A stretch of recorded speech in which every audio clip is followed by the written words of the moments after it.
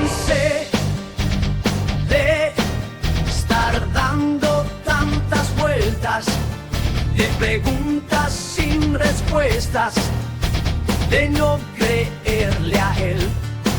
Me cansé de escuchar más opiniones, de vivir en confusiones. Hoy católico seré, ahora lo tengo todo. Gloria a Dios, lo tengo todo. En su iglesia encontré lo que tanto busqué. Ahora lo tengo todo. Gloria a Dios, lo tengo todo. En su iglesia encontré la plenitud de la fe.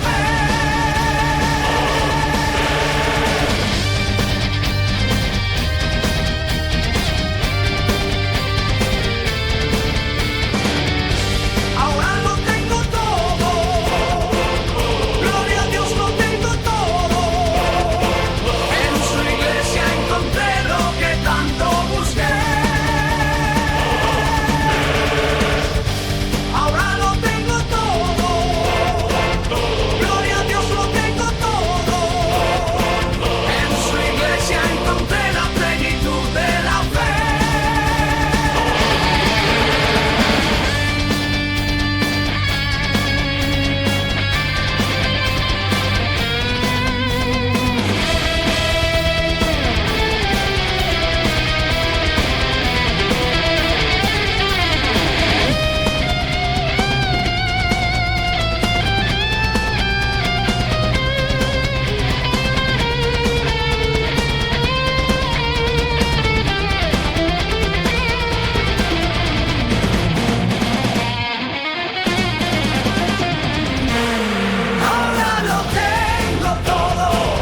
Gloria a Dios, encontré lo que tanto busqué. Ahora lo tengo todo. Gloria a Dios, lo tengo todo. En su iglesia encontré la plenitud de la fe, la plenitud de la fe. La plenitud de la fe, la plenitud de la fe, plenitud de la fe.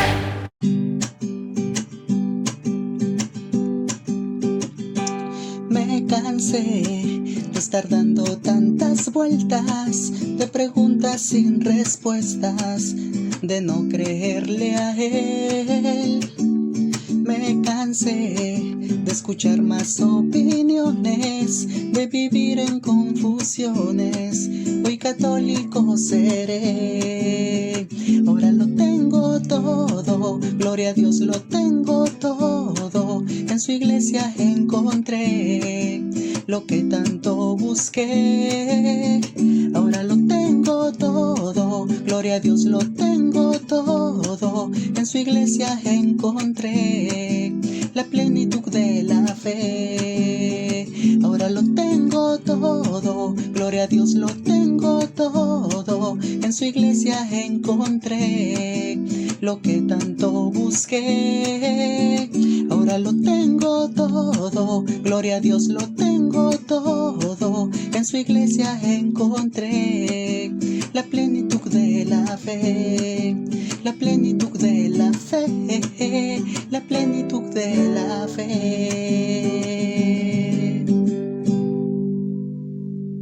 Romanos, aquí está, 16. Voy a compartirlo en la pantalla. 16:25. A ver si es este, yo creo que sí, ¿eh?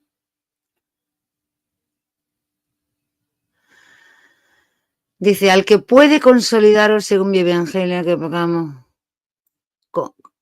y el mensaje de Jesucristo que proclamo, conforme a la revelación del misterio mantenido en secreto durante siglos eternos y manifestado ahora mediante las escrituras proféticas, dado a conocer según disposición del Dios eterno, para que todas las gentes llegaran a la obediencia de la fe, a Dios, único sabio, por Jesucristo, la gloria por los siglos de los siglos. Amén. Aquí está hablando San Pablo justamente, ¿vale? Habla de Jesucristo, al que puede consolidaros según mi evangelio, según la proclamación que estaba haciendo San Pablo de Jesús, ¿vale? Y el mensaje de Jesucristo que yo proclamo, conforme a la revelación del misterio mantenido en secreto durante siglos eternos. Es algo que hasta los últimos instantes Dios no corrió el velo.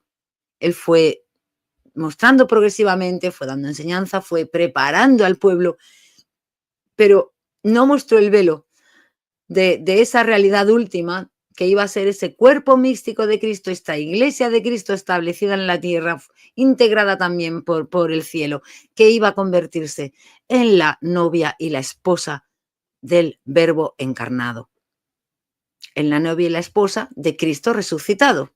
Bien, que es la iglesia de Cristo. Dice, manifestado ahora ese misterio mantenido tanto tiempo en secreto por el propio Dios, manifestado ahora mediante las escrituras proféticas, dado a conocer según disposición del Dios eterno, para que todas las gentes llegaran a la obediencia de la fe. Ese es un punto importantísimo que siempre se olvida. No es la fe la que salva, lo que salva es la obediencia de la fe. Una fe desobediente no nos sirve para nada, una fe muerta no nos sirve para nada. Nos salva la obediencia de la fe. Apuntar este versículo, la obediencia de la fe. A Dios, único sabio, por Jesucristo, la gloria por los siglos de los siglos. Amén. Bueno, ¿por qué? Alá, si no lo estaba. Yo creía que sí lo estaba compartiendo. Bueno, está aquí. Aquí lo tengo. ¿Vale? Bien. Volvemos nuevamente. Ese es ese misterio. ¿Vale? Esa es parte de esos misterios que Cristo resucitado va a contarle a su pueblo y le va a decir, bueno, mirad, yo hasta ahora he estado ahí, he estado viviendo con vosotros, os he estado contando, os he hecho preparar, habéis aprendido, os he hecho preparar una iglesia. Pero ahora os voy a develar un secreto sobre esta iglesia escondido durante todos los tiempos, un secreto que vosotros no veis, que no podéis ver y que no conocéis cuál es el sentido y qué es realmente esta iglesia y por qué es así, por qué tiene que ser así. Sí que es verdad, nosotros sabemos que la iglesia, ¿vale? Es la novia de Cristo, puesto que se nos desvela las bodas del Cordero. Pero es cierto que las bodas del Cordero donde más se nos van a develar justamente es en el libro del Apocalipsis.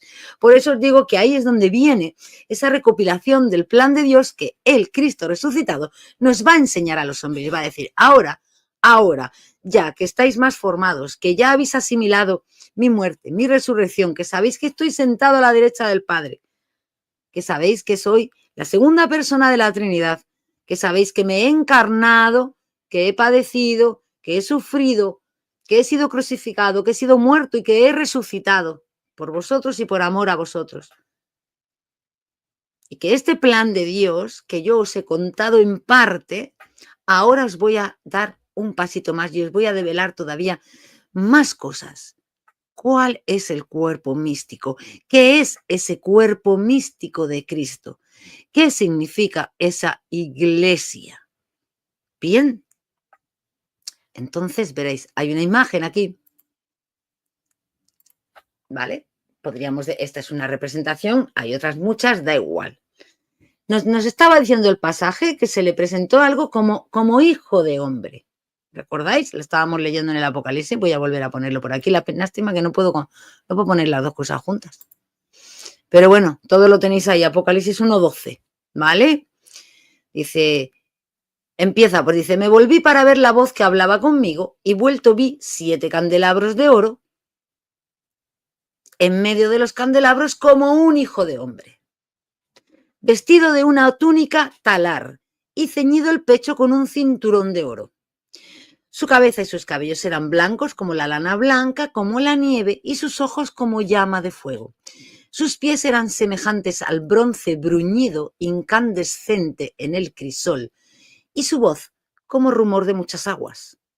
Tenía en su mano derecha 7 estrellas, y de su boca salía una espada aguda de doble filo. Su rostro era como el sol cuando brilla en su apogeo. Y luego seguía diciendo, os lo voy a leer porque seguía diciendo,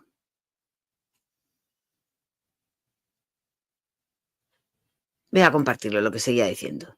Dice, cuando lo vi caí a sus pies como muerto. Y esta parte también es muy interesante porque dice, pero él puso su mano derecha sobre mí.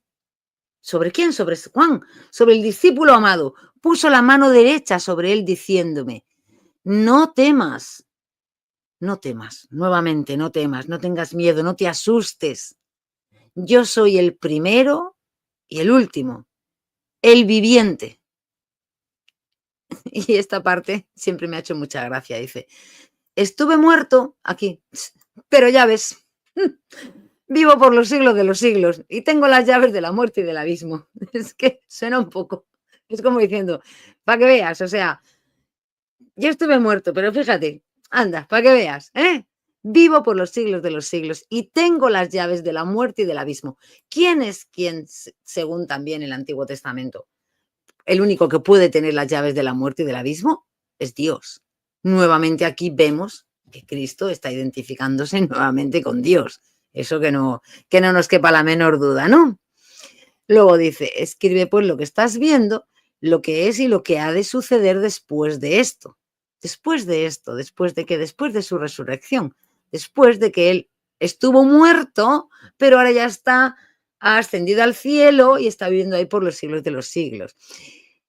Luego le va a decir, en cuanto al misterio de las 7 estrellas que has visto en mi derecha y los 7 candelabros de oro, las 7 estrellas son los ángeles de las 7 iglesias y los 7 candelabros que has visto son las 7 iglesias. Bien, ahora vamos a entrar en profundidad en esta imagen que os he leído, la ponemos aquí y vamos a ir examinando con detalle, ¿vale?, cuál va siendo su significancia. Lo que nosotros vemos aquí, lo vuelvo a repetir, es hijo de hombre, cuerpo místico de Cristo, templo de Dios. ¿Os acordáis? Decía Jesús, destruir este templo y yo lo reconstruiré en 3 días. Aquí tenemos el templo reconstruido. Esta imagen, esta epifanía, es también el templo reconstruido. Entonces, todos estos símbolos vamos a ir descifrándolos poco a poco, porque si no, es lo que os digo, o sea, nosotros no vivimos en el tiempo que vivían ellos, no entendemos esa significancia y esas connotaciones que para ellos era claro, para ellos era muy fácil, lo entendían perfectamente. Bueno, vamos a empezar, por ejemplo, la túnica talar. Nosotros vemos aquí al anciano, ¿vale? Vemos que lleva puesta la túnica talar. ¿Alguien sabe decirme qué es la túnica talar? ¿Sabéis alguno Dice, genial, nunca había reparado en eso, pero ya ves. No sé si va conmigo, espero que sí. ¿Sabe alguien decirme lo que es la túnica talar? La túnica talar es la que llevaban los reyes. Es la vestidura real, como bien está diciendo Álvaro, es la vestidura real. Cuando San Juan está describiendo a Cristo, ¿vale?, con una túnica talar, ella está diciendo es rey. Cristo es rey. Cristo es el rey del universo. Cristo es el rey de reyes. Se nos va a identificar a partir de ahí, siguiendo en el libro del Apocalipsis, ¿vale?, como un rey de reyes. Cristo es rey. El rey del reino de los cielos. El rey del reino de los cielos. ¿Vale? Pero nos va a decir que esa túnica talar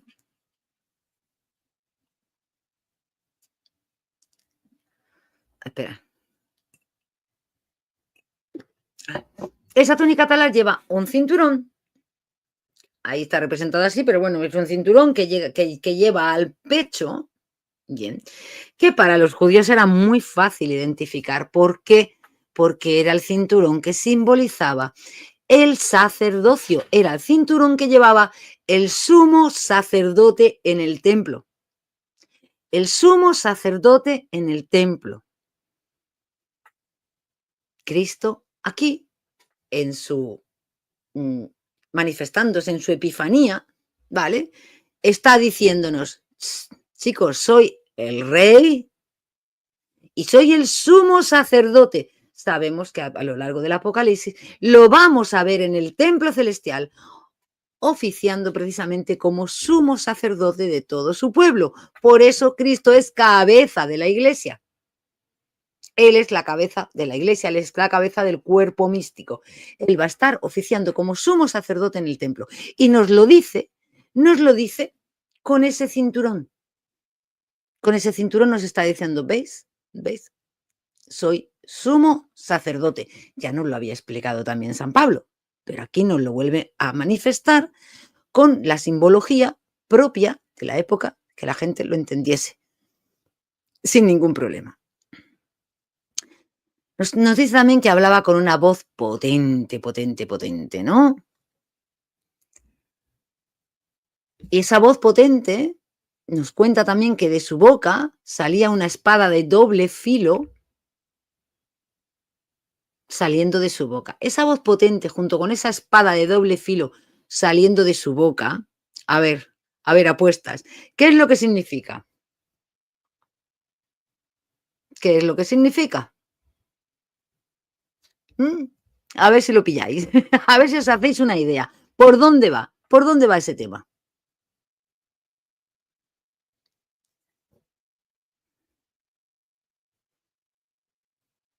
Bueno, la palabra de Dios ya está más o menos claro, ¿no? Aquí está representando a Dios. A ver, ¿qué más? Sí, ¿qué? La espada de doble filo, ¿qué? ¿Qué pasa? ¿Qué pasa? ¿Qué? Vale.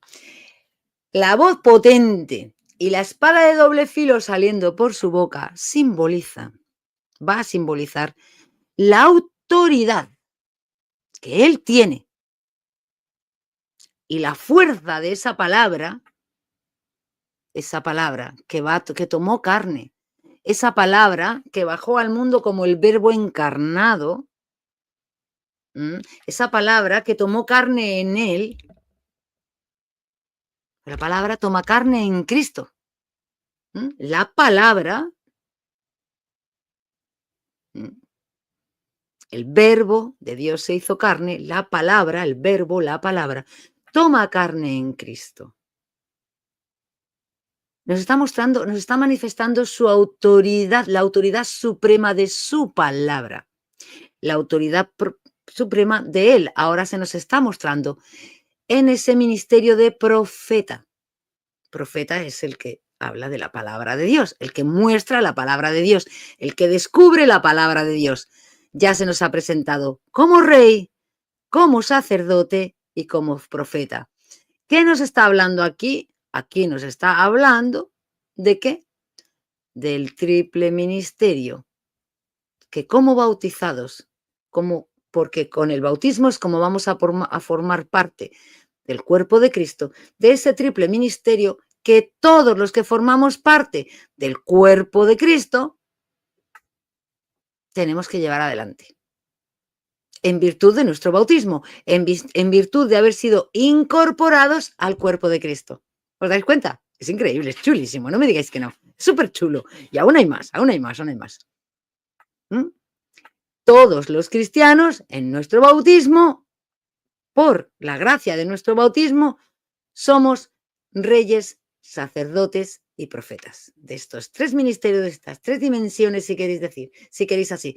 Nos está hablando esta imagen en la vestidura talar, Cristo Rey, en el cinturón, Cristo sumo sacerdote, en la potencia de su voz y la espada de doble filo, Cristo profeta.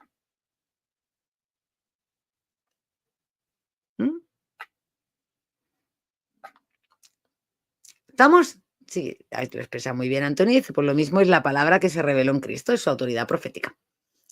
¿Te das cuenta? Está chulo, no me digáis que... A ver cuántas veces habéis visto vosotros estas cosas así. Que hay... Pero esto ya está en programas del inicio del canal, pero por eso me ha parecido otra vez importantísimo volver a retomarlo. Aquí dice, ¿qué ofrece el sumo sacerdote? El sumo sacerdote ofrece la sangre de su sacrificio en la cruz, la sangre del cordero puro, inmaculado, inmolado en la cruz. ¿Qué hacía el sumo sacerdote cuando entraba en el templo? Tenía que estar esparciendo la sangre para el perdón de los pecados. Recordar, entraba atado con una cuerda porque no se sabía si podía morir en presencia del Señor, porque si él no iba a estar lo puro y lo purificado que tenía que estar y todo, iba a morir. Y como pues si moría, como nadie podía entrar dentro, la única forma era tirar de él y sacarlo. Bueno, pues él entraba y él iba asperjando, por así decir, tenía que ir, nos lo cuenta, tenía que ir con sangre, esparciendo la sangre por el arca de la alianza, por las paredes, por los querubines, por la mesa, por todo, hasta que supiese que Dios había aceptado ese sacrificio para el perdón de los pecados y había perdonado a su pueblo. Eso no tenía un tiempo determinado, eso era algo que Dios de algún modo le comunicaba al sumo sacerdote, y el sumo sacerdote, cuando ya sabía que eso había sido así, ya salía y entonces ya tocaban las trompetas o se cantaban la aleluya, se cantaban ahí un montón de cosas, ¿vale? Porque Dios había tenido bien aceptar ese sacrificio con sangre de su pueblo y perdonar a su pueblo. Eso mismo está sucediendo hoy por hoy en el templo celestial. También nos lo muestra Apocalipsis en la imagen en la que se muestra a sí mismo como ese cordero degollado en pie de eso. Bueno, él está ante el Padre como sumo sacerdote, presentando su sangre derramada a Dios. Y así lo hará hasta el fin del mundo. ¿Cuándo será el fin del mundo? Cuando Dios decida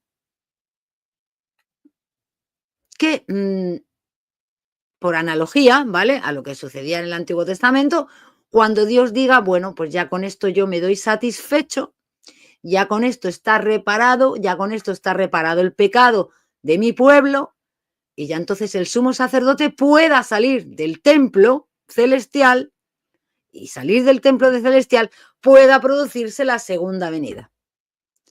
Eso, Cristo llevaba mucha razón. ¿En qué? En que eso solamente el Padre sabe cuándo, porque solamente el Padre sabe cuándo va a haber, cuando Él va a considerar que el sacrificio debe de cesar. Es un único sacrificio, sí, pero es un sacrificio que para nosotros en el tiempo es constante. Que Dios vive en un no tiempo y en ese no tiempo ese sacrificio está ahí, pero ese no tiempo de Dios corresponde con un tiempo histórico nuestro. Nosotros en los sacrificios diarios de la misa lo que hacemos es adherirnos, como somos cuerpo de Cristo, mediante la Eucaristía, con Cristo y en Cristo, seguimos presentando como cuerpo de Cristo esa misma ofrenda al Padre, ese mismo sacrificio, ese mismo, no otro, ese mismo que todavía está ahí, en nuestro tiempo todavía está ahí, ¿vale? Es el que está presentándose de modo constante al Padre hasta que el Padre diga y decida que el sumo sacerdote puede abandonar el Sancta Sanctorum. Es importantísimo, porque eso es algo que viene a revelarnos el libro del Apocalipsis, viene a revelarnos también cómo figura la liturgia celestial, porque la liturgia que tenemos los católicos nuestros hermanos ortodoxos también, es una muestra de la liturgia celestial. Pero claro, todos nuestros hermanos no católicos que han perdido y han eliminado todas estas nociones eclesiales, están desconociendo lo que de verdad pasa, lo que de verdad pasa en el cielo. Están desconociendo esta parte de la revelación que Cristo resucitado vino a ponernos en nuestras manos. Os dijo, venga, que os voy a desvelar un secreto escondido por todos los siglos. Os lo voy a poner delante para que empecéis a comprender. Evidentemente, Él se está ofreciendo a sí mismo, como yo he dicho, como cordero degollado. Es el único ese cordero inmaculado, libre de toda mancha, ¿vale?, que se ofrece para rescate de su pueblo. Bien, ¿vamos bien o no vamos bien?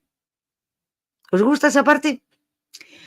Ahora bien, ¿qué significan los pies de bronce bruñido incandescente? va a significar la indefectibilidad de la Iglesia. La indefectibilidad de su cuerpo místico, ¿vale? La indefectibilidad, ¿qué es? Que Cristo no nos puede engañar, no nos puede mentir. Cristo es la verdad, el camino y la vida. La Iglesia es el cuerpo místico de Cristo. Por eso la Iglesia es columna y baluarte de la verdad, porque en la Iglesia está, como Cristo es la cabeza y ella es el cuerpo místico, participa de la verdad que es Cristo, participa de la infalibilidad de Cristo y no puede conducir al error, porque sería Cristo quien nos estuviese llevando al error y al engaño. Porque recordar que es el mismo Cristo quien se identifica a sí mismo con su iglesia visible en la tierra cuando le dice a Saulo, Saulo, Saulo, ¿por qué me persigues? Es Cristo mismo quien le muestra a los cristianos que la iglesia visible, esa institución visible que Saulo perseguía, es él mismo. Saulo, Saulo, ¿por qué me persigues? ¿Mm? Cristo es la verdad. Bien, esto hace referencia también, acordaos, como habla en los pasajes del Evangelio, ¿vale? De que se nos va a bruñir como se bruñen los metales, y que solamente las piedras preciosas, solamente lo que vale es lo que va a quedar, porque todo lo demás se va a chuchurrir, se va a quemar. ¿De acuerdo? ¿Qué es lo que vale? ¿Qué es lo que vale en la Iglesia? El amor de Dios y las obras hechas porque Dios las dispuso de antemano para que se hiciesen. Ya está. Lo que es agradable a Dios, lo que Dios quiere, lo que es configurarnos con Cristo. Bueno, esos pies de bronce, bruñidos, significan la indefectibilidad de la Iglesia. No son los pies de barro, ¿os acordáis? Como la estatua de Antíoco, ¿no? Esos pies de barro que estaban mezclado el barro con el bronce y que representaban al imperio que luego cae. No, no, no. Son pies de bronce bruñido. No va a caer. No va a caer.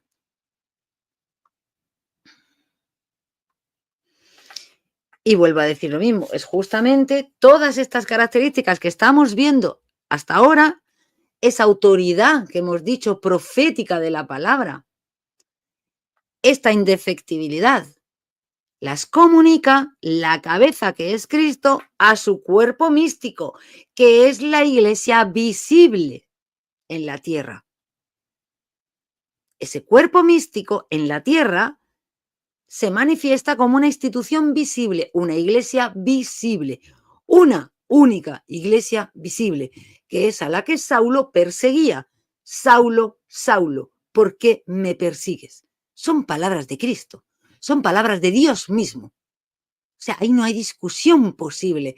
Yo por eso cuando algunos hermanos dicen, no, la iglesia es invisible, le digo, no, estás llevándole la contraria a Cristo. Cristo no dice que la iglesia sea invisible. Saulo perseguía a una institución visible,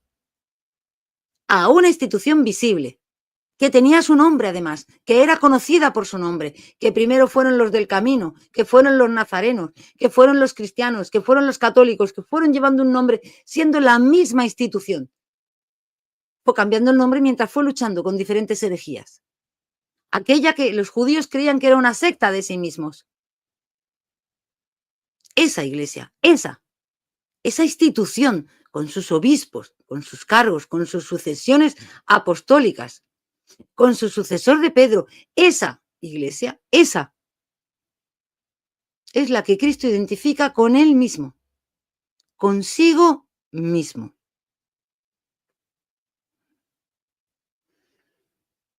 ¿Vale? Entonces, todo esto es justamente cuando yo tengo autoridad profética y además tengo indefectibilidad, que no puedo caer en el error, porque Cristo no puede mentir, porque Cristo es la verdad. Eso es lo que hace que el magisterio, el cuerpo, que haya un cuerpo de enseñanza autorizado, encargado en la Iglesia de enseñar lo necesario para la salvación. Justamente de ahí, de esa participación en lo que es Cristo, en lo que el mismo Cristo nos está mostrando aquí, es la que hace que el magisterio tenga esas, digamos así, podríamos decir esas propiedades, ¿no? Por decirlo de alguna manera. Participa de la autoridad profética de Cristo, participa de la propia indefectibilidad de Cristo, participa de la propia infalibilidad de Cristo. La infalibilidad del magisterio es una consecuencia de la necesidad de poder enseñar la verdad sin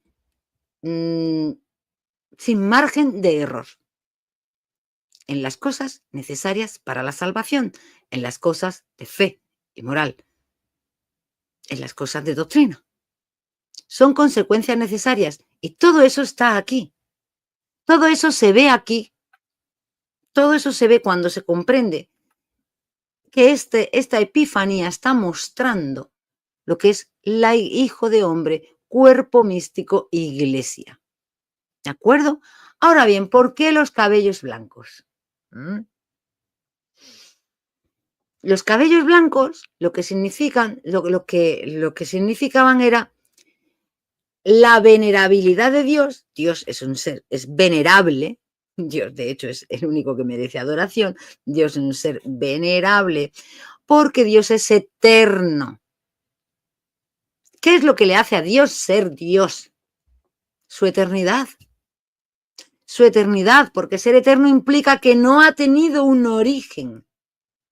Ser eterno no significa que no tienes, solamente que no tienes un fin. Significa que no has tenido un origen. Dios no es engendrado. Dios no es creado. Dios es. Es el acto puro. Es la esencia pura de Dios es ser. El ser. ¿Entendéis? Más o menos, ¿no? Bueno, pues eso es lo que simboliza, eso es lo que representa, lo que se simbolizaba con esos cabellos blancos de color cano. La eternidad de Dios, la venerabilidad de Dios, la inmutabilidad de Dios. Importante, ¿eh? Bien. Luego vemos que los ojos, nos decía, ¿qué nos venía a decir exactamente con qué palabras nos lo decía el Evangelio? Nos venía a decir sus ojos como llama de fuego. Vale. Los ojos como llama de fuego, lo que muestran, esos ojos así, bien, es que nada escapa a su mirada. Nada escapa a su mirada. Todo se ve. Todo se ve.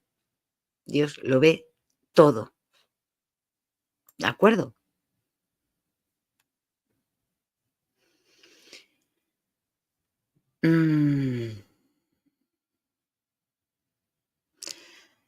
¿Qué más? Es que voy a dejarlo de la doble naturaleza para el final, tranquilos, que llegaremos. ¿Qué más? ¿Qué más nos dejamos? Es con esa mirada, evidentemente, ¿no? Que tú sabes, Dios conoce todos los corazones, Dios penetra todos los corazones, todos los pensamientos. No hay nada que escape a Dios, no hay nada que podamos esconder de Dios. Eso es lo que simboliza esos ojos con esas llamas. A ver, hemos hablado del gobierno de la Iglesia. No, eso lo vamos a hablar ahora, ¿vale? La venerabilidad y la eternidad, que todo lo ve, la autoridad de la palabra, la realeza, la indefectibilidad. Ok, el sacerdocio, vale, nos vamos a dedicar ahora al tema de la doble naturaleza de la Iglesia y del gobierno de la Iglesia, porque esta parte también es muy interesante. Muchísimo, muchísimo, muchísimo.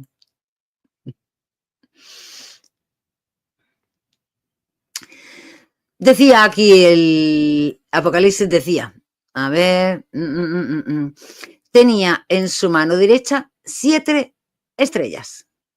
Bien, la mano derecha es siempre la mano que implica poder, que implica gobierno, que implica acto. De hecho, en el Antiguo Testamento nosotros siempre vemos a Dios, ¿no? Cuando se dice extendiendo el poder de su brazo. Esto es la parte derecha. La mano derecha siempre va a significar la gobernanza, autoridad. Ya hemos visto cómo tiene la realeza. Como tiene la realeza, Cristo es Rey de Reyes. Decíamos, nos viene a decir luego que las 7 estrellas, nos decía más abajo. Dice, vale, entonces está significando que tiene el poder sobre las 7 estrellas. ¿Qué son las 7 estrellas? Las 7 estrellas nos iba a decir aquí más abajo el Evangelio, el mismo libro de Apocalipsis, ¿no? Que las 7 estrellas son los ángeles de las 7 iglesias. Los ángeles de las 7 iglesias, ¿vale? Reflejando el acompañamiento divino, la asistencia divina y permanente de los ángeles a las 7 iglesias. ¿Qué 7 iglesias? Sabéis vosotros que el número 7 siempre es el número de la plenitud en Dios, ¿no? La plenitud en Dios. Estas 7 iglesias, que asimismo de ese modo se va a recoger después en las cartas que vienen después de esta visión, ¿no? Las famosas 7 cartas al Apocalipsis, reflejando la plenitud de la iglesia, la plenitud del pueblo de Dios. Es en estas 7 iglesias donde se va a reunificar. Esto es muy importante, porque es aquí donde se reunifican las 12 tribus de Israel. Es en esta iglesia, pueblo de Cristo, donde se reunifican las 12 tribus. Es en los cristianos, en el nuevo pueblo de Dios, donde va a estar reunificado las 12 tribus de Israel. Somos el nuevo pueblo. Pues ese nuevo pueblo, toda la iglesia, representadas en su plenitud con esas 7 iglesias, esas 7 iglesias que forman la plenitud, es decir, esas 7 iglesias que en ellas mismas forman una única iglesia, como también nos dice claro el Evangelio, que la iglesia es una, que es una sola fe, es un solo bautismo, un solo Señor, una sola esperanza. Esas 7 iglesias que son una única institución visible, como lo vemos desde el inicio, cuando Cristo se identifica a sí mismo con la iglesia visible que perseguía a San Pablo, esas están asistidas y protegidas por Dios mismo. Es decir, tienen una realidad más allá de la que nosotros vemos. Tenemos los ángeles que están ahí. Ahora bien, ¿qué significan también los ángeles? Los ángeles, ¿qué son también? Los ángeles son mensajeros, ¿no? Los ángeles son los que comunican y facilitan la comunicación, ¿vale? Entre nosotros y Dios. Los ángeles constantemente están facilitando la comunicación entre los fieles, los creyentes, los hijos adoptivos del Padre y Dios. Los ángeles de las iglesias nos muestran que las iglesias están en plena y constante comunicación con Dios mismo. ¿Veis? ¿Os dais cuenta?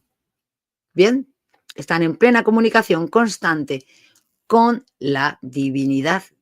O ya será cuestión otra, escuchamos más o escuchamos menos, ¿no? Pues estas 7 iglesias que van a representar a la iglesia visible y a la vez a la iglesia cuerpo de Cristo, son la plenitud de la iglesia, de la única iglesia. Y esa iglesia está gobernada por el propio Cristo. Es Él el que dirige, Él es el que manda, es el que tiene poder sobre su iglesia. La iglesia es el cuerpo de Cristo, no lo olvidemos. Por eso, esta iglesia, que es cuerpo de Cristo, esta iglesia que a su vez es la novia en los esponsales, que es la esposa del Cordero, que como bien nos enseñó Cristo en el matrimonio, como bien nos decía ya el libro de Génesis desde el inicio, ¿no? Que por la mujer, todo hombre y toda mujer abandonarán a su padre, a su madre, a su casa y se unirán formando una sola carne. Una sola carne. Nuestra carne es una con el cuerpo de Cristo. Por eso, nosotros esa unión la mantenemos a través del sacramento de la Eucaristía. Porque en la Eucaristía, cuando nosotros nos alimentamos de la carne verdadera de Cristo, de la sangre verdadera de Cristo, es decir, del cuerpo verdadero de Cristo, nosotros estamos formando una sola carne con Cristo y en Cristo. Con Cristo y en Cristo, en su cuerpo místico. ¿Os dais cuenta? ¿Os dais cuenta?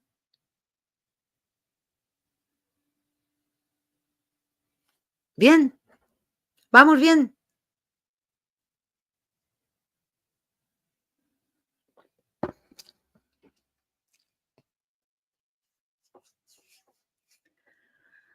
Realmente hay muchísimas más características, pero yo os voy mostrando un poco las más, ¿vale?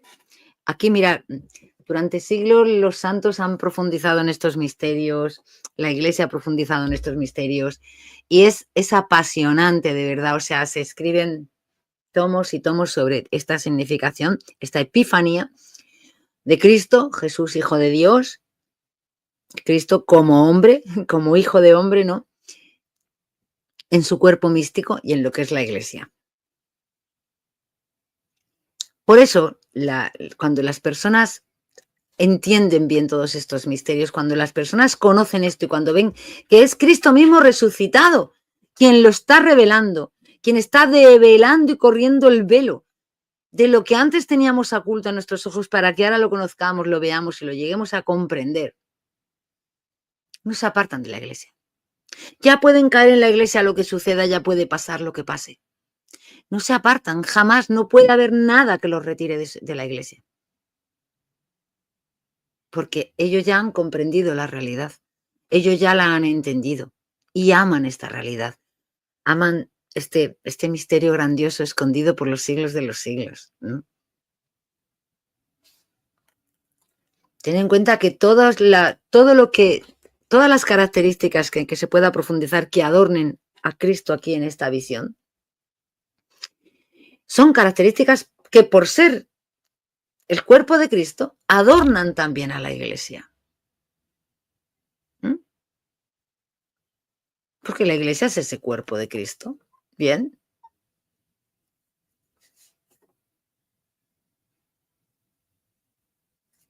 Es por eso, ya os digo, que todo ese desarrollo teológico es por eso por lo que se llega bien a la comprensión plena del porqué, la infalibilidad, de la indefectibilidad de la Iglesia, de la unidad, de la unicidad, no solo de la unidad, sino la unicidad de todo, de los sacramentos que también van a estar aquí. Es que realmente está todo, ¿eh? Cuando uno se mete, es increíble, pero bueno. Esta es la grandeza, la omnipotencia que hay aquí, que es alucinante. Bien, vamos a ver. Una vez que hemos visto el gobierno, vamos a ver la parte, porque aquí decíamos, la doble naturaleza de la Iglesia se ve en esto, ¿vale? Dice la palabra así. A ver, un segundo, que me subo a leerlo. Un momento. Aquí.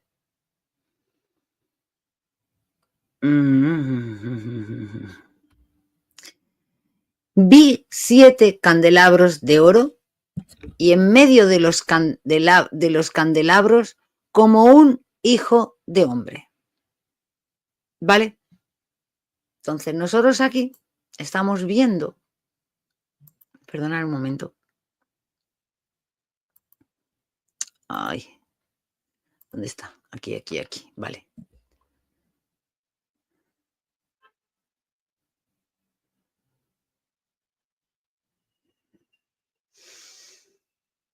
En los candelabros, esperar porque no me quiero equivocar y quiero comprobar una nota, porque esto hace tanto tiempo que no quiero llevaros a un error, hace tanto tiempo que lo estudiaba.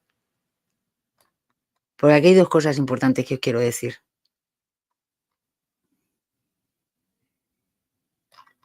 Ah, vale. Bien. Dice aquí la escritura, voy a volver a leerlo también, porque luego nos dice, vi 7 candelabros de oro y en medio de los candelabros como un hijo de hombre. Bien, y luego nos decía un poquito más abajo, nos había dicho que las estrellas eran los ángeles de la iglesia, ¿vale? Y los 7 candelabros que has visto son las 7 iglesias. Es decir, a través de esos ángeles de la iglesia, Cristo hemos visto que tiene el poder, tiene el gobierno, la dirección de la iglesia, de su cuerpo místico. Y los 7 candelabros ahora son las 7 iglesias. Es decir, Cristo se pasea como se paseaba el Padre por el paraíso. Cristo se pasea entre sus iglesias. Cristo tiene una presencia real, constante. Estaré con vosotros hasta el fin de los días, hasta el fin del mundo. ¿Vale? Entre sus iglesias, en sus iglesias. Pero esta imagen de los candelabros, esto nos simboliza que Cristo está ahí, pero esta imagen de los candelabros hace alusión a la doble naturaleza de la iglesia. Bien. Los 7 candelabros, lógicamente, nos traen a la mente y es una alegoría a la menorá. Cualquier judío de esa época que estuviese, que escuchase el tema de las 7 iglesias, comprendería la relación entre esa menorá que tenían ellos en el templo y habían tenido el templo durante todo el Antiguo Testamento, como esa menorá lo que era a significar, como esa menorá ahora se abría a su plenitud, que era la plenitud de las 7 iglesias, del nuevo pueblo de Dios. Esa menorá como los 7 candelabros.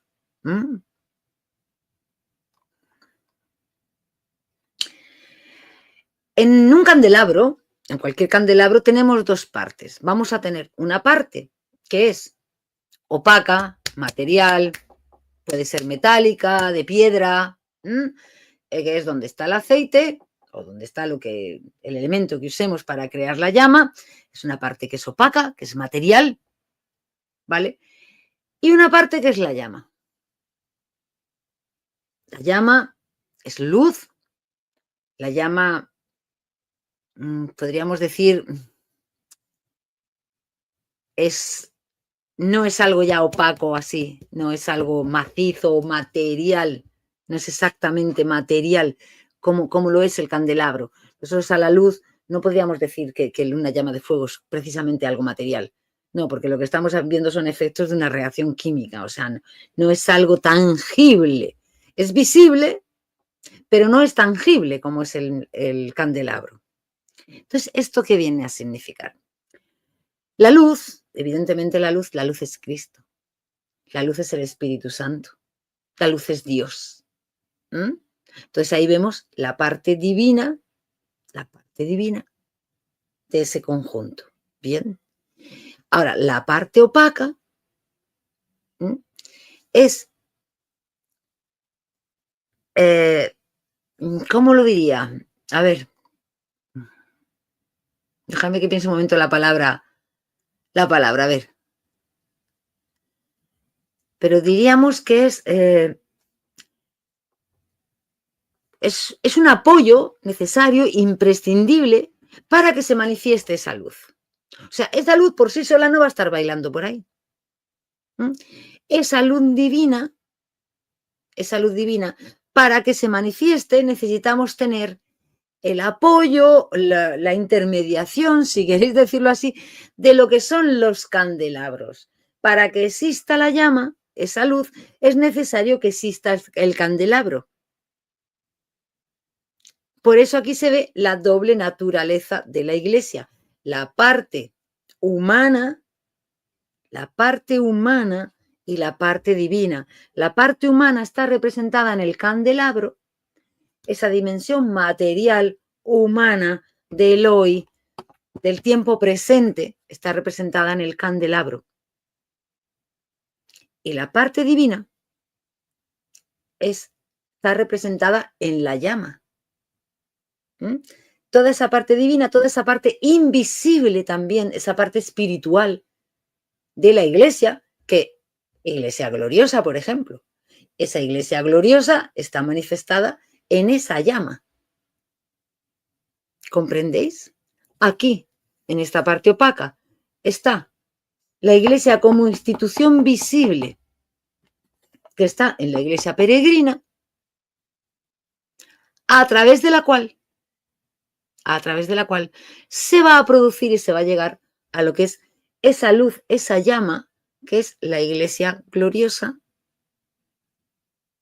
esa iglesia que ya es espiritual, que ya es invisible, que ya está al lado de Dios. Ahora, para que estas luces tengan lugar, ha sido necesario tener el candelabro. Esto también hace referencia a los 7 sacramentos de la iglesia. ¿Para qué? La gracia que aportan, para que los sacramentos se hagan efectivos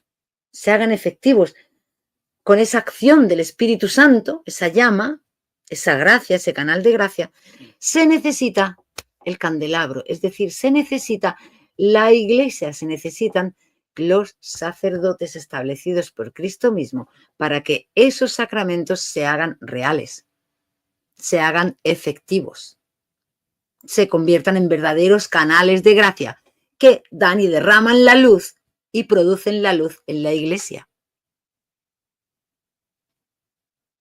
¿Os dais cuenta? ¿Os dais cuenta o no? ¿Os gusta? O sea, ¿lo lleváis? ¿Lo vais llevando bien o no lo lleváis bien? ¿Entendéis por qué? Porque cualquier cristiano, cualquier católico, cuando dice yo vi y luego inmediatamente me lo vi un poco blanco, uno se va al libro de Apocalipsis. Entonces, claro, yo le podría decir a Iracema, hombre, Iracema, lo que Dios te quiso mostrar fue justamente todo lo contrario. Lo que Dios te quiso mostrar es que Cristo, Jesús, ese cuerpo de Cristo es la iglesia. Y lo que te quiso mostrar es que la iglesia católica es esa realidad visible de esa doble naturaleza. Yo creo, honestamente, que... Y tú dices, vale, yo no conocía, pero sí, ahora uno empieza a conocer, entonces no creo que la conclusión lógica sea decir, no, es que Cristo era el mismo que el Padre. No creo que esa... además creo que, honestamente, creo que es prácticamente imposible mantenerlo con la Biblia, el unicitarismo. A ver, si es verdad, aquí digo lo mismo que con la unión hipostática, la Trinidad, lo que es un Dios que es bueno, vamos a decir trino, vale, apurando mucho y conociendo algo, bueno, se podría llegar a eso. Pero, para conocer cómo funcionan las relaciones de la Trinidad, para conocer la procesión que se llama de las relaciones entre la Trinidad, necesitamos nuevamente a la Iglesia Católica, que es la que ha establecido los concilios. ¿Vale? Necesitamos a los concilios, sí o sí, para saber y conocer cómo se relacionan las personas de la Santísima Trinidad entre ellas. Eso no está en la Biblia. Igual que no están los detalles de la unión hipostática, tampoco está el hecho de cómo se relacionan las diferentes personas de la Trinidad. Eso no aparece en la Biblia. Para eso hace falta los concilios. Por eso cuando todas estas cosas, estos misterios que son tan complejos, que Dios ha dejado revelados al hombre en un principio y que luego ha asistido mediante el Espíritu Santo a la Iglesia para que en esos concilios, en estas cosas, pudiese ser infalible por mostrarle al hombre la verdad. Es una locura darle una patada y quitarlo. Sí, uno podrá decir, ¡ja, qué bien! A mí no me importa, yo estoy aquí construyendo mi propia teología. Vale, es tu propia teología, pero no es la verdad. Es que ese es el problema. Porque aquí, ¿de qué se trata? ¿Se trata de hacer mi propia teología o se trata de conocer a la verdad? A la verdad que es una persona, Cristo mismo. La verdad, el camino y la vida. ¿De qué se trata? ¿No? Es eso. Para mí, por lo menos, es eso. ¿Cómo lleváis lo de la...? Porque aún hay más respecto a esta visión, respecto a este pequeño párrafo del libro del Apocalipsis, aún os quiero compartir algo más. Y es un detalle cuando dice, cuando Cristo resucitado y apareciéndose, ¿no?, a San Juan, y San Juan comenta que le dice, no temas, y que pone sobre él su mano derecha. ¿Alguno tiene un poquito idea de por dónde puede ir esto? ¿Mm? A ver, que os leo, venga, que os leo. Mientras yo...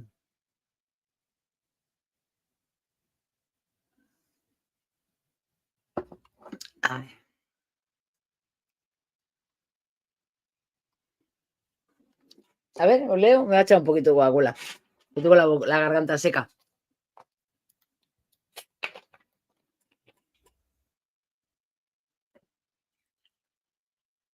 Bueno, pues yo os voy a contar. ¿Os acordáis? San Juan era el discípulo amado, ¿no? El discípulo amado. Y en esta visión, Cristo nos cuenta, a ver, nos lo cuenta aquí mismo, esperar que lo leo con sus propias palabras, ¿vale? Dice, esperar que lo pillo. ¿Dónde estoy?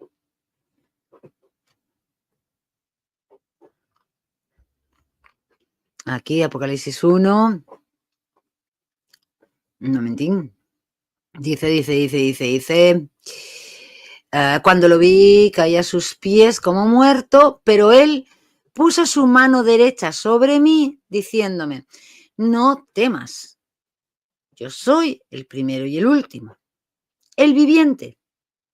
Estuve muerto, ya ves, vivo por los siglos de los siglos y tengo las llaves de la muerte y del abismo.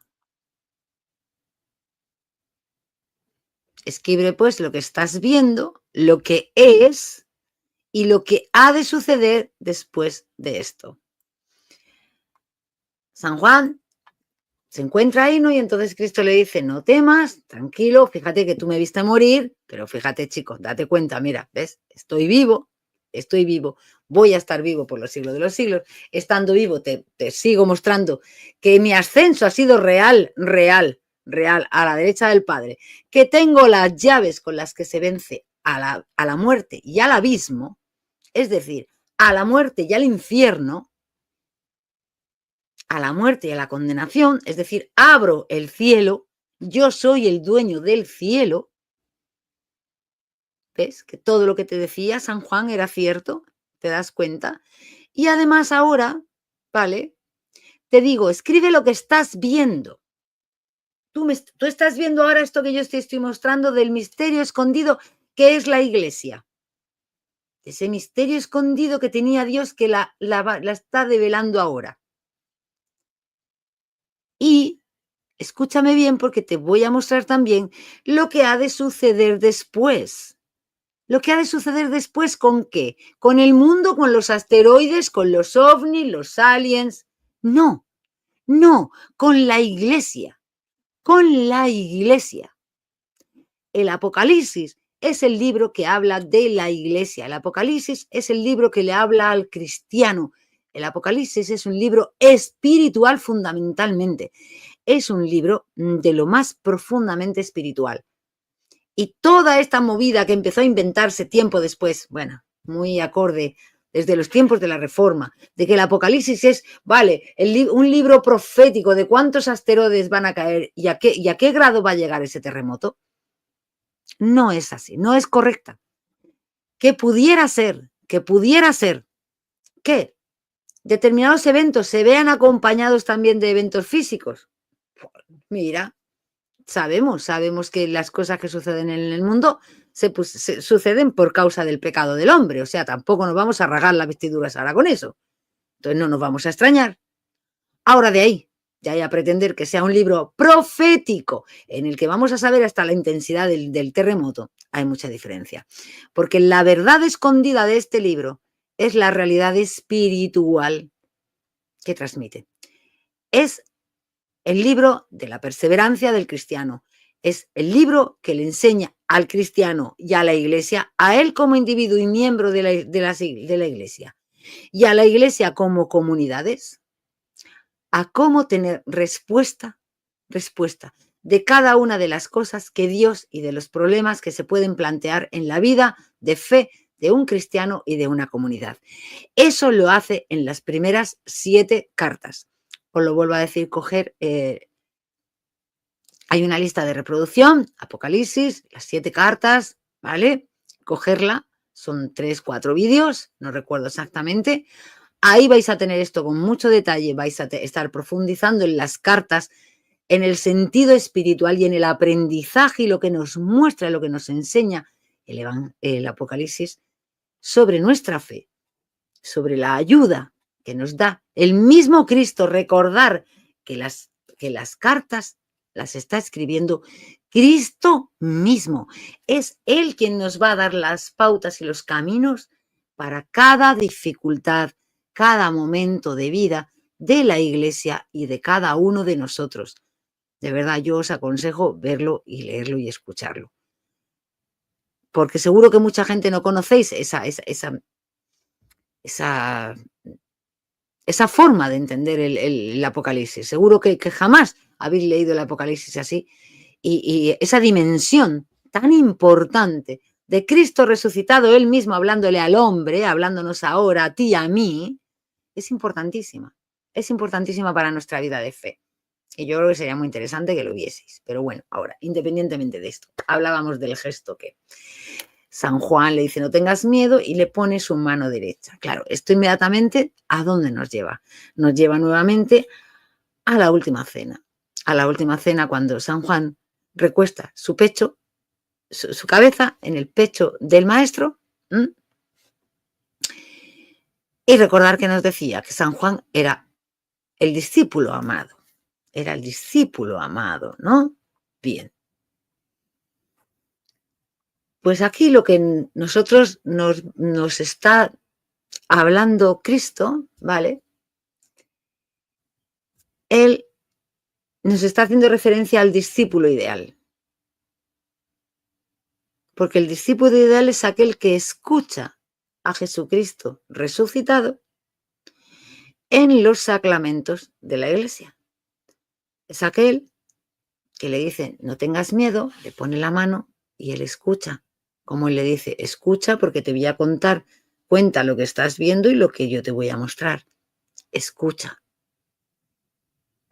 El libro de Apocalipsis se iniciaba con 3 verbos. Uno de ellos era escuchar. El que oye mi palabra y la cumple. Os aconsejo de verdad ver esos vídeos. Se aprenderá mucho. Si no, bueno, lo intentaremos repasar otro día. Es el sacramento fundamentalmente de la Eucaristía el que va a permitir que el discípulo ideal, ¿vale? El que nos va a permitir a todos nosotros, como discípulos de Cristo, entablar ese diálogo con nuestro Maestro Jesucristo. Con nuestro Maestro Jesucristo resucitado. Entablar esa conversación que nos lleva a redefinir y a reorientar toda nuestra vida, toda nuestra propia vida. Y el discípulo ideal es aquel que no tiene miedo, que en esa situación no tiene miedo, se siente custodiado, se siente protegido por el amor de su Maestro, por el amor de Cristo. Se siente abrazado, guiado, incluso recordar que la mano derecha también es la que guía, ¿no? No te preocupes, yo guío tu camino, no temas. Yo, con mi mano derecha puesta en ti, guío tus pasos, guío tu camino. Yo soy el amor con mayúsculas que es Jesucristo. Y igual que ahí nos está perfilando cuál es ese discípulo ideal, ese discípulo que, vuelvo a decir, con docilidad y sin miedo se acerca al Maestro y lo escucha y lo deja dirigir su camino. Está perfilando también la iglesia ideal, la comunidad, esa comunidad de creyentes unida, ¿vale? Esa iglesia ideal que comparte esa fatiga de ser fiel a Dios en medio de entonces era del reino del imperio. Hoy viene siendo muy parecido, es en realidad en medio del reino de la bestia, ¿no? Porque en la actualidad, antes ellos estaban en esa disyuntiva constante, ¿no? De tener que estar en el mundo sin ser del mundo. Eso es algo que es una disyuntiva que se nos tiene que plantear a todos los cristianos. Todos tenemos que estar en el mundo sin ser del mundo. ¿De acuerdo? Estar en el mundo sin ser del mundo. Tenemos que oponer una resistencia al mundo, a ese imperio, a esa bestia, para salvar nuestra alma, para que el imperio no la robe. ¿Cómo la robaba entonces? Entonces a través de la adoración, ¿vale? Que exigía hacia el emperador. En el mundo de hoy, ¿cómo nos la roba? En el mundo de hoy sigue exigiéndonos la adoración. En estos casos, al Estado muchas veces, que es el Estado el que ahora se está otorgando a sí mismo el poder determinar cuál es el bien y cuál es el mal, por ejemplo. A todas estas ideologías que nos están imponiendo, a estas leyes que nos imponen, que no son permitidas por Dios, que no son justas. Luego nosotros también estamos en una comunidad, ¿vale? Que está luchando contra la bestia, que está luchando contra ese otro imperio que ahora es este otro imperio. Nosotros también somos esos cristianos que tenemos que luchar por estar en el mundo sin ser del mundo, renunciando a la adoración de lo que el mundo nos da y nos ofrece. Nosotros tenemos que ser esa comunidad reunida y, ¿no? Reunida todos juntos en esa celebración del Día del Señor, en esa gran asamblea eucarística. Y esa comunidad tiene que ser al mismo tiempo estrella y candelabro, tiene que ser al mismo tiempo luz y candelabro, es decir, divina y humana, brillante y opaca. Claro, ¿entendemos? Pero siempre, siempre, siempre pendiente y siempre la escucha de la palabra, de esa palabra que con autoridad profética, de esa palabra potente, que retumba, que está llena de muchas voces, que se expresa por una espada de doble filo que penetra hasta el fondo del espíritu, para, escuchándola y asimilando, estar dispuestos en esa profundización y poder dejar así que Dios, con su mano puesta en nuestro hombro, guíe nuestra vida. ¿Estáis dando cuenta lo importantísimo que es? ¿Os estáis dando cuenta cómo se puede profundizar en estas imágenes?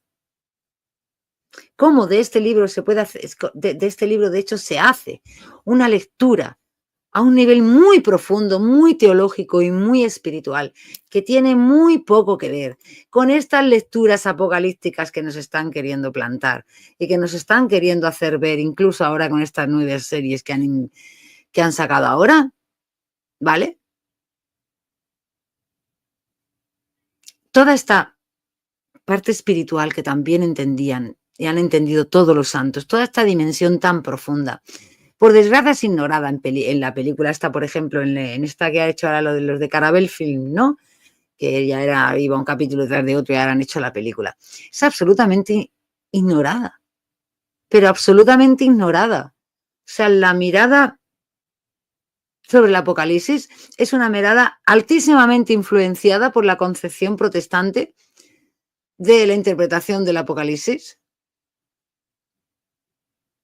que no, digamos que no existe en la Iglesia, que no ha existido, que sí, pero que lo que tenemos que entender es que no es la única, que no es la única válida, que no es sí por sí, es eso.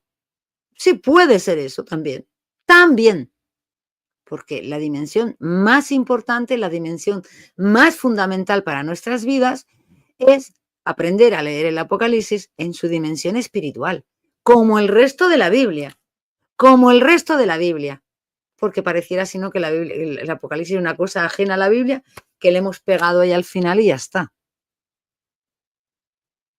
¿Mm? No sé si habréis entendido, si os habrá quedado un poco claro. No sé qué os parecerá o si entendéis bien cómo llegamos a ver, y ya os digo, ahí se puede seguir profundizando y profundizando y profundizando, porque eso, tal y como Dios mismo, o sea, en esa epifanía, se podría seguir profundizando, profundizando, profundizando y no agotar el pozo del agua, y no agotarlo, el pozo de las aguas vivas. No sé qué os parece, pero es lo que os digo, o sea, a mí como cristiana, si yo hubiese tenido esa visión, como tú, Iracema, con poco conocimiento, no hacía falta tener mucho, o puesto que no tengo conocimiento, como ella decía, bueno, vale, yo he visto esa visión, he visto al anciano y me ha venido el salmo del buen pastor. Si yo ahora me pongo a estudiar la Biblia, no tengo dificultad en encontrar que Cristo se me identifica como esa epifanía de Cristo resucitado en el libro de Apocalipsis, de Cristo como cuerpo de Cristo, como su iglesia, y Cristo como el buen pastor. Luego, entonces, claro, es difícil, para mí es difícil comprender cómo de ahí se salta al hecho de, vale, sí, es Cristo, sí, bien, es Cristo, pero resulta que Cristo no es nada más que el Padre, pero en otro momento de la revelación, en otro lugar. No, pero no deja el cielo, pero él está aquí, pero ya no, pero el que está aquí, el que está allí no es el mismo, porque este que está aquí tiene un cuerpo, porque ese cuerpo ha resucitado, ahora no sabemos qué hacer, dónde vamos, no sabemos dónde vamos a poner ese cuerpo. O sea, es mucho más complicado hacer eso, ¿pero por qué? Porque todo parte de no tener una mínima enseñanza válida, porque en el momento que ella, que en su cabeza piensa en Jesús como Dios, piensa en dos dioses. Ahí es a donde tenemos el problema de no tener una mínima base y el no dejarse uno enseñar y el llegar uno a conclusiones propias, sin ayuda de nadie, sin ninguna autoridad eclesiástica, que son las que te pueden revelar bien dónde están las cosas, ese magisterio, porque el magisterio habla con la autoridad, lo hemos visto, la autoridad profética de Dios, es decir, el magisterio es la voz de Cristo, puesto que la iglesia es el cuerpo de Cristo, la voz de Cristo se manifiesta a través del magisterio.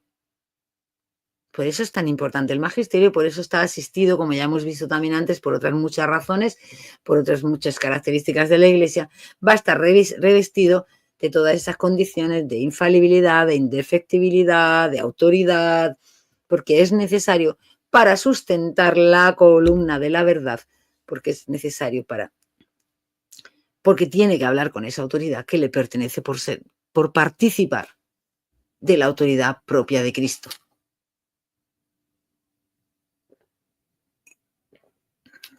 Algunos me dicen, ¿y dónde se ve ahí al Papa? En la misma analogía, aquí estamos viendo cuerpo místico de Cristo, ese cuerpo místico en esa iglesia mística, Cristo es la cabeza.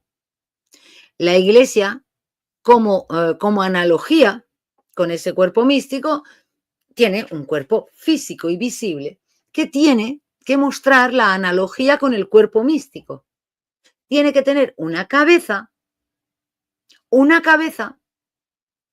que una a todo el cuerpo físico y visible. No puede ser un cuerpo sin cabeza. No puede ser un cuerpo sin cabeza. Ahora bien, esa cabeza, ¿qué es lo que hace? Participar de la cabeza que es Cristo. Esa es una cabeza visible y temporal, por eso se va renovando aquí, mientras estamos aquí abajo, porque es sencillamente una parte de esa parte del candelabro, ¿no? Esa parte de la iglesia como institución Iglesia como institución humana, Iglesia como necesaria para la celebración de los sacramentos, ¿de acuerdo? Pero tiene una jerarquía, la misma jerarquía que Dios estableció, porque estamos en un reino. En un reino hay un rey, hay un visir, que le llamaban los judíos mayordomo, y que actualmente diríamos un vicepresidente en un país, por ejemplo, ¿no? Para entendernos. Incluso hasta en nuestros propios países tenemos esa jerarquía. En todos los sitios donde hay una autoridad y se ejerce una autoridad, es necesaria esa jerarquía, es imprescindible. En todos hay un último responsable. Porque solo así puede derivarse realmente una autoridad que derive. Bien, o sea, es que no tiene mucha complicación. Es simplemente un reflejo, esa realidad externa es un reflejo de la realidad sobrenatural, de la realidad invisible. ¿Con esto el Papa es como Cristo? No, pues claro que no, pero ya lo entendían muy bien los padres de la Iglesia cuando ellos afirmaban que Cristo le había dado a Pedro el nombre de roca, porque lo que hacía era hacer partícipe a Pedro de la roca que era él mismo, Cristo. Claro, la roca es Cristo, evidentemente, esa es la roca, Cristo. Pero Cristo hace partícipe a Pedro de ser él mismo la roca. Lo asocia con la misión de Cristo, lo asocia con la misión de Cristo. Y nuevamente aquí tenemos la doble realidad. Esa realidad invisible, sobrenatural, divina, en la que Cristo va a ser la roca, que se va a trasladar al mundo mediante una realidad material y visible, en la que Pedro va a ser la roca. Así funciona la pedagogía de Dios. Es que así funciona. Él siempre intenta que con lo que nosotros vemos alcancemos a comprender lo que no vemos, lo que se nos esconde, lo que supone unas realidades trascendentes que no están al alcance de nuestra vista sencillamente. Eso es lo que hace. Y para eso siempre ha sido el mejor pedagogo. El mejor pedagogo ha sido siempre él. No sé si querréis que veamos, una vez visto esto.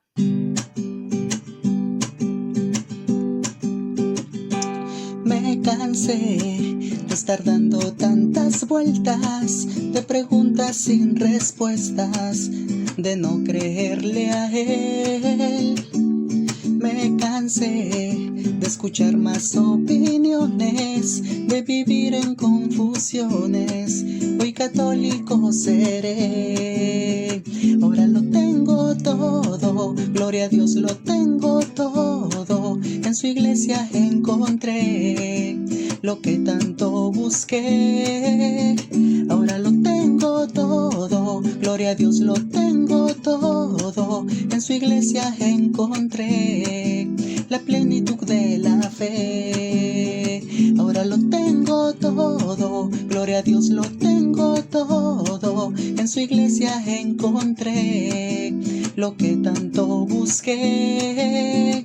Ahora lo tengo todo, gloria a Dios, lo tengo todo. En su iglesia encontré la plenitud de la fe, la plenitud de la fe, la plenitud de la fe.